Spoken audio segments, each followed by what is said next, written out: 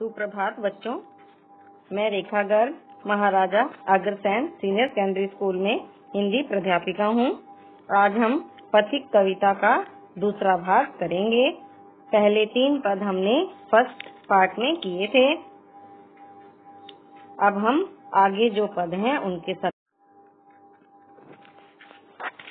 Next पद है निर्भय दृढ़ गंभीर भाव से गरज रहा सागर है, लहरों पर लहरों का आना सुंदर अति सुंदर है।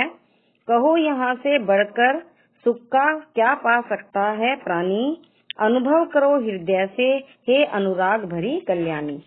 इसमें कवि ने प्रकृति की मनोरम छटा का सजीव चित्रण किया है। कविता का नायक जो पथिक है, सागर तट पर खड़ा वहाँ के सौंदर्य को देखकर तथा उससे प्रभावित होकर ये शब्द कहता है। निर्भय दृढ़ गंभीर भाव से गरज रहा सागर है, लहरों पर लहरों का आना सुंदर अति सुंदर है। निर्भय निडर, गंभीर गहरा, निडरता से भरा अचल समुद्र गंभीरता के भाव से युक्त होकर लगातार गरज रहा है। समुद्र में लहरों का बनना और बिगड़ना अति सुंदर दृश्य उपस्थित कर रहा है। कहो यहाँ से बढ़कर सुख क्या पा सकता है प्राणी, अनुभव करो हृदय से हे अनुराग भरी कल्याणी। अनुराग प्रेम, कल्याणी कल्याण करने वाली, मंगलमयी। पथिक कहता है कि हे प्रेममयी कल्याणकारी प्रिया, तुम ही बताओ इस सौंदर्य से प्राप्त होने वाला सुख या आनंद से बढ़कर प्राणी और कौन सा आनंद प्राप्त कर सकता है। तुम भी इस सौंदर्य रूपी दृश्य को अपने हृदय से अनुभव करो। यह प्राकृतिक दृश्य अत्यंत सुंदर एवं सुखदायक है। कवि के कहने का अभिप्राय यह है कि प्राकृतिक सौंदर्य सर्वत्र सुखदायक व आनंदमय होता है। अब हम इसका विशेष लिखेंगे। सागर में उठती लहरों के सौंदर्य में दृश्य का सजीव चित्र प्रस्तुत किया है। संबोधन शैली का प्रयोग है। प्रश्न अलंकार का प्रयोग किया गया है। सुंदर अति सुंदर के प्रयोग के द्वारा प्रकृति के सौंदर्य को श्रेष्ठ सिद्ध किया गया है। संस्कृत के शब्दों का प्रयोग किया गया है। प्रसाद गुण है, दृश्य बिंब है, अनुप्रास और उत्प्रेक्षा अलंकारों का बड़ा ही मनोहारी वर्णन है। अगला पद्यांश है। जब गंभीर तम अर्ध निशा में जग को ढक लेता है, अंतरिक्ष की छत पर तारों को छिटका देता है। सस्मित वदन जगत का स्वामी मृदु गति से आता है, तट पर खड़ा गगन गंगा के मधुर गीत गाता है।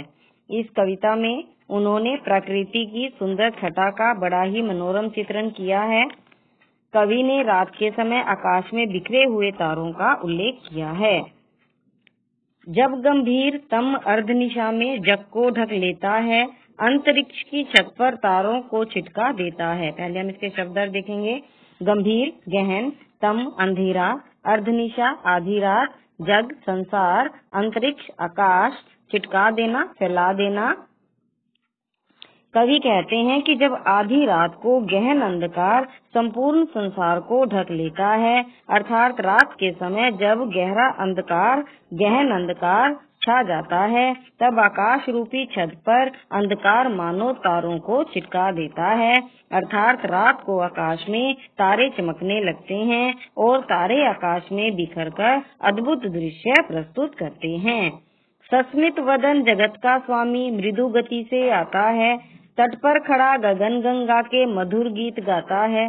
सस्मित वदन आनंदित, मृदु मधुर, गति चाल, तट किनारा। तब अपनी सुंदर मुस्कान को समेटे हुए पुलकित शरीर वाला इस जगत का स्वामी सूर्य अपनी मंद मंद गति से आता है। तब तट पर खड़ा होकर वह आकाश गंगा के मधुरता के गीत गाने लगता है। अंधकार का मानवीकरण करने के कारण यहाँ मानवीकरण अलंकार है। तत्सम शब्दों का प्रयोग है। कवि ने रात्रिकालीन प्रकृति के सुंदर दृश्यों को चित्रित किया है। नेक्स्ट पद्यांश है। उससे ही विमुग्ध हो नभ में चंद्र विहंस देता है। वृक्ष विविध पत्तों पुष्पों से तन को सज लेता है। पक्षी हर्ष संभाल न सकते मुग्ध चहक उठते हैं।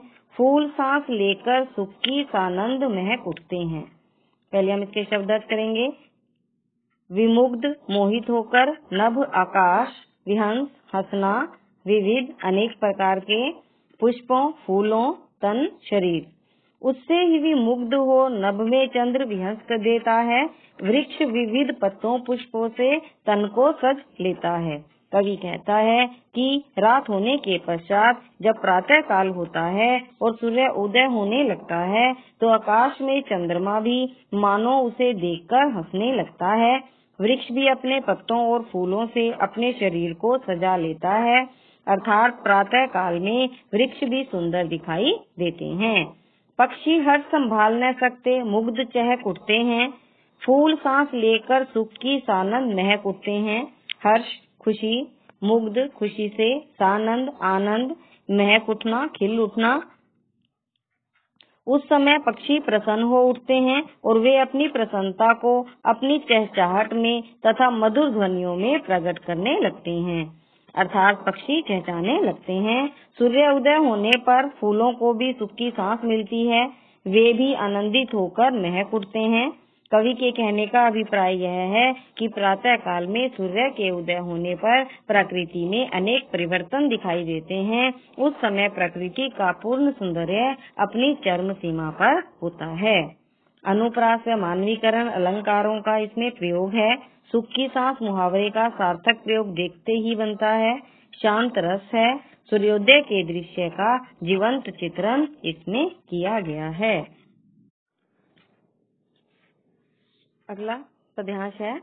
वन उपवन गिरी सानु, कुंज में मेघ बरस पड़ते हैं। मेरा आत्म प्रलय होता है, नयन नीर झड़ते हैं। इसमें कवि ने सूर्योदय के समय के प्राकृतिक दृश्य का मनोरम चित्रण किया है। कवि स्वयं प्रकृति की सम्मोहन शक्ति से प्रभावित है और वह प्रकृति से रोमांचित होकर कहता है। पहले हम शब्द देखेंगे। वन जंगल, उपवन बाग बगीचे, गिरी पर्वत, सानु शहर, कुंज वनस्पतियों का समूह, आत्म प्रलय स्वयं को भुला देना, नयन आँख, नीर झरना आंसू बहना। कवि कहता है कि प्रकृति के मनमोहक रूप का वर्णन करते हुए कवि कहता है कि जब वनों, उपवनों, पहाड़ों, विविध तहों, लता कुंजों में बादल बरसने लगते हैं, वर्षा की झड़ियां लगने लगती हैं, तब कवि के हृदय में भावों का प्रलय होता है। कवि भाव विभोर हो उठता है, तब उसके नयनों से अश्रुधारा प्रवाहित होने लगती है। पड़ो लहर तट तृण तरु गिरी नभ किरण जलद पर प्यारी, लिखी हुई है मधुर कहानी विश्व विमोहनहारी। तट किनारा, तृण तिनका या घास, तरु वृक्ष, जलद बादल, विश्व विमोहनहारी संसार को मुग्ध करने वाली। कवि कहता है कि हे प्रिय, प्रकृति में चारों ओर एक मधुर प्रेम कहानी लिखी हुई है। सागर की तरंगों एवं तट पर, वृक्षों पर, हरी भरी घास पर, पहाड़ों पर, आकाश में, बादलों पर, अर्थात हर स्थान पर प्रकृति के प्रेम की मधुर कहानी व्याप्त है। इस कहानी को तुम पढ़ो, देखो, अनुभव करो। यह प्राकृतिक छटा सारे संसार को मोहित कर रही है। कहने का भाव यह है कि कवि को प्रकृति के प्रत्येक अंग में मधुर प्रेम और प्रसन्नता की भावना अनुभव होती है। कवि ने व्यापक स्तर पर प्रकृति की सुंदरता और उसमें होने वाली प्रेम क्रीड़ाओं का वर्णन किया है। भाव विभोर के लिए आत्म प्रलय का तथा आंसुओं के प्रवाह के लिए नयन नीर का सुंदर प्रयोग किया है। नेक्स्ट पद्यांश है। कैसी मधुर मनोहर उज्जवल है यह प्रेम कहानी, जी में है अक्षर बन इसके बनो विश्व की वाणी। स्थिर पवित्र आनंद प्रवाहित सदा शांति सुखकर है, आहा प्रेम का राज्य परम सुंदर अतिशय सुंदर है। इसमें कवि ने सागर तट के प्रातः काल की प्राकृतिक छटा का मनोरम चित्रण किया है। कैसी मधुर मनोहर उज्जवल है यह प्रेम कहानी, जी में है अक्षर बन इसके बनो विश्व की वाणी। मधुर, मीठी या प्यारी, मनोहर, सुंदर, उज्जवल, पवित्र, जी, हृदय, विश्व, संसार, वाणी, वाणी या भाषा। कवि अपनी इच्छा को व्यक्त करता हुआ कहता है कि मेरा मन करता है कि मैं इस कहानी का अक्षर बनकर संपूर्ण विश्व की वाणी बन जाऊं। यह प्रेम कहानी बड़ी ही पवित्र है और शांति व सुखों को प्रदान करने वाली है। स्थिर, पवित्र, आनंद प्रवाहित, सदा शांति सुखकर है। आह, प्रेम का राज्य परम सुंदर, अतिशय सुंदर है। स्थिर, ठहरी हुई, आनंद प्रवाहित, आनंद की बहती हुई धारा, सुखकर, सुख देने वाली, परम, अत्यधिक, अतिशय, बहुत ज्यादा। प्रकृति के प्रेम में आनंद ही आनंद का प्रसार होता है। प्राकृतिक सौंदर्य के प्रति प्रेम का यह राज्य अलौकिक है। यह इतना सुंदर है कि इसका वर्णन करना बहुत कठिन है, इसे केवल अनुभव ही किया जा सकता है।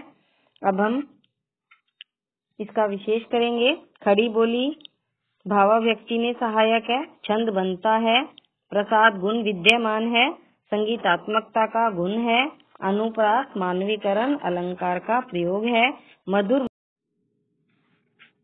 मनोहर अनुप्रास अलंकार है।